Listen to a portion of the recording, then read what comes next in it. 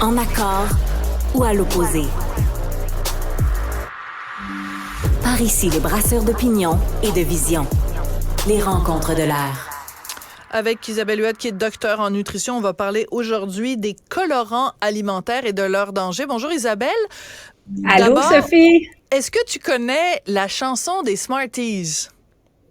OK, vas-y, je suis à l'écoute. Non, je la connais pas, vas-y. Alors voici, préparez-vous vos oreilles, OK? Quand vous mangez des Smarties, gardez-vous les rouges pour la fin, les croquez-vous vitement, les sucez-vous lentement, mangez tous des Smarties, mais répondez-moi bien. Quand vous mangez des Smarties, gardez-vous les rouges pour la fin. Alors ça, c'était une publicité qui jouait quand on était petite, toi et moi. Oui. Et gardez-vous les rouges pour la fin. Moi, ça m'a toujours frappée parce que j'ai toujours entendu dire que le rouge, c'est le colorant le plus dangereux pour la santé. Est-ce que c'est vrai? Ben, j'adore ça. D'abord, écoute, c'est cute d'entrée de jeu.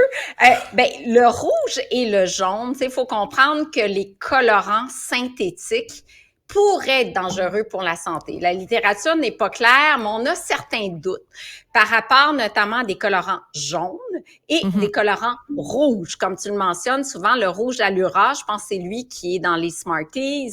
C'est drôle, je regardais une boîte, je disais en quoi les colorants sont? C'est sûr que les bonbons d'Halloween, c'est full colorant. Ouais. Des poudres de type Jello aussi, c'est du colorant. Mais là, je suis allée voir les Fruit Loops parce que je me dis, hey, c'est très coloré, ça doit. Il y a plein de colorants là-dedans, mais regarde la liste d'ingrédients. Ils ont pris un virage. Oui, c'est le sucre qui est encore en tête de liste, Sophie, mais c'est du jus de carotte pour la couleur orangée. C'est du curcuma pour le jaune, du jus de melon d'eau qu'on va utiliser pour un rose et du jus de bleuet.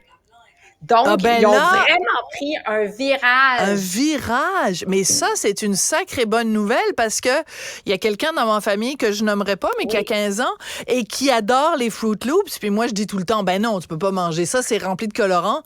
Fait que là, il va t'entendre aujourd'hui, puis là, demain matin, il va me demander des Fruit Loops, puis je pourrais pas dire non. J'espère que non, parce que le premier ingrédient, ça reste du sucre. C'est du sucre, C'est ça, c'est pas le céréale recommandé, mais étant donné que les colorants ont eu mauvaise presse, parce qu'on associe potentiellement leur consommation à l'hyperactivité chez les enfants, peut-être certaines conditions inflammatoires de l'intestin également.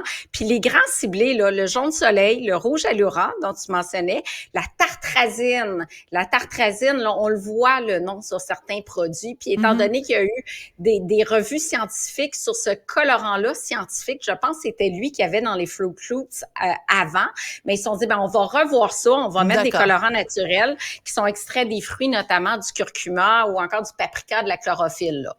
Ouais. Alors, la raison pour laquelle on se parle de ça aujourd'hui, c'est évidemment parce qu'on est tous pognés avec des restants de bonbons d'Halloween. Et donc, comment on fait pour départager le vraiment, vraiment mauvais du moyennement mauvais et du à peu près acceptable? Ça dépend de notre fréquence de consommation. Donc, des bonbons d'Halloween, c'est une fois par année. Moi aussi, j'aime ça. J'en mange de temps en temps. Puis c'est correct. C'est juste dans le cumul. Ce qu'on dit, c'est que, puis je parle des colorants, mais dans mes articles qui s'en viennent dans le Journal de Montréal et de Québec au fil des prochaines semaines, j'adresse tous les additifs alimentaires parce qu'il y en a 500 ou même 520, je pense, qui sont acceptés par Santé Canada.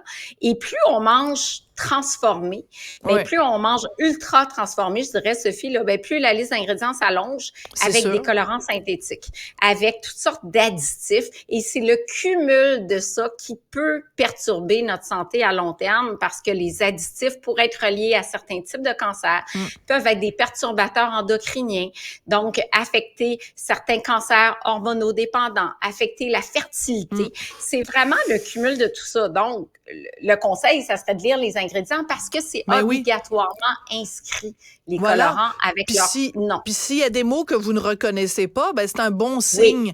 Un autre signe aussi, c'est ne mangez pas des aliments que votre grand-mère ne reconnaîtrait pas. Oui. Ça, il y en a mettons beaucoup du sur ketchup le marché mauve, là, il là là. Et tu sais, Michael Pollan, qui est vraiment un gars que j'adore, qui est un Américain qui a écrit plein de livres sur l'alimentation, il avait une règle qui tenait en 3 phrases. Eat food, not too much, Mostly vegetables. Alors, manger de la nourriture, pas trop, puis surtout d'origine végétale. Mais la première phrase, manger de la nourriture, ça veut dire manger des vrais aliments, là, pas des patentes à gosses dont on sait pas trop c'est quoi. Manger de la nourriture. Ah ben ça, j'adore ça. Puis l'autre question que j'ai, pourquoi on a des colorants et d'autres types d'additifs qui sont approuvés ici par Santé Canada, qui les jugent sécuritaires, mais interdits dans la communauté européenne? Ou excellente question. Ben oui. Et là, tu dis pourquoi qu'eux ont émis un doute, notamment parce qu'ils sont peut-être cancérigènes, du moins d'après le Centre international de recherche sur le cancer. Mais ici, il n'y a pas de problème.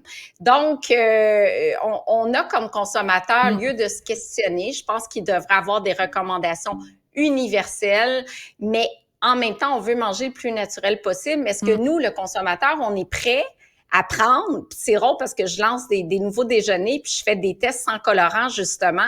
C'est pas appétissant tout de suite, là. Tu sais, c'est pas si beau que ça. Est-ce que nous, comme consommateurs, on est prêt à dire, ben, je vais manger un aliment qui, la couleur va changer. Exemple, j'ai une tartinade de fraises, ben, ma fraise a tendance à s'oxyder un peu. C'est pas un rouge pétant, c'est pas aussi joli que une tartinade d'une autre compagnie, par exemple, où il y a du colorant à l'intérieur pour pimper un petit peu la couleur de fraise. Est-ce que nous, on est prêt pour ça? Mais la question est extrêmement intéressante et intelligente parce que justement, on a été tellement habitués à ça que, justement, même quand on va faire notre épicerie puis qu'il y a un légume ou un fruit qui est pas de la couleur exactement à laquelle on s'attend, ben, on préfère ne pas l'acheter. Donc, je dis pas qu'il y a des colorants, évidemment, dans les fruits et des légumes, mais même quand ça ne correspond pas à l'image mentale qu'on s'est fait du fruit parfait ou du légume parfait, tu sais, les légumes moches, on va pas les acheter, mais c'est ridicule parce que c'est uniquement esthétique. Donc, on devrait enlever la dimension esthétique de nos choix alimentaires. Ben c'est ça mon point. Donc, l'industrie va faire des efforts. Je pense qu'on va aller de plus en plus vers des colorants qui sont naturels. J'ai donné l'exemple tantôt. Les colorants naturels sont souvent moins stables, souvent plus chers. Donc, c'est un compromis à faire du point de vue du prix. On sait l'inflation aujourd'hui. Donc, est-ce que moi, comme consommateur, je vais payer plus cher parce que c'est un produit de meilleure qualité avec un colorant naturel qui sera moins stable dans le temps, donc la couleur va changer. Ben c'est un grand questionnement à faire parce qu'on devrait tous accepter justement comme tu parlais, des fruits, des légumes moches, des produits avec une couleur qui va pâlir dans le temps ou légèrement s'oxyder dans le temps pour notre santé à long terme. Oui, tout à fait. Mais je pense que c'est pour ça que j'aime beaucoup le fait que tu soulèves cet élément-là, c'est que on doit réfléchir à notre consommation. C'est pas juste de prendre pour acquis que bon, ben c'est pas grave, on va, tu sais, j'adore l'exemple de ta confiture.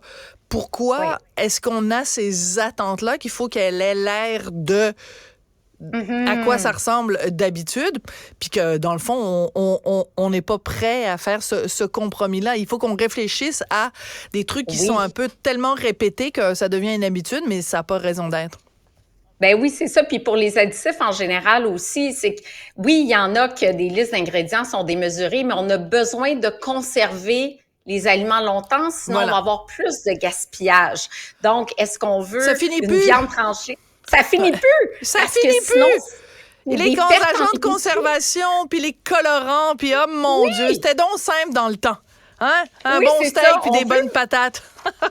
Oui, c'est ça. Ben, l'histoire dans tout ça, c'est cuisiner davantage à la maison parce que le produit d'épicerie, veut pas, il faut qu'il se conserve longtemps. On veut pas un risque d'intoxication alimentaire parce que le produit est périmé au bout de 4 jours, il s'est pas vendu. Puis on veut pas de gaspillage alimentaire non plus. Fait que je pense qu'il y a place à beaucoup de recherche et développement pour trouver des moyens de conservation plus naturel. La pasteurisation, c'en est un. Il y a un nouveau procédé de pasteurisation à froid qui fait qu'on peut conserver les aliments jusqu'à 3 mois et qui ne nécessite aucun intrant de type additif synthétique. Donc, mais ça coûte des millions de dollars, cet appareil-là. Donc, c'est tout ça. C'est un questionnement aujourd'hui. C'est un questionnement. Là. Ah ben, absolument. Puis j'adore ça quand tu poses des questions. Merci beaucoup, Isabelle. Merci. À bientôt. Bye.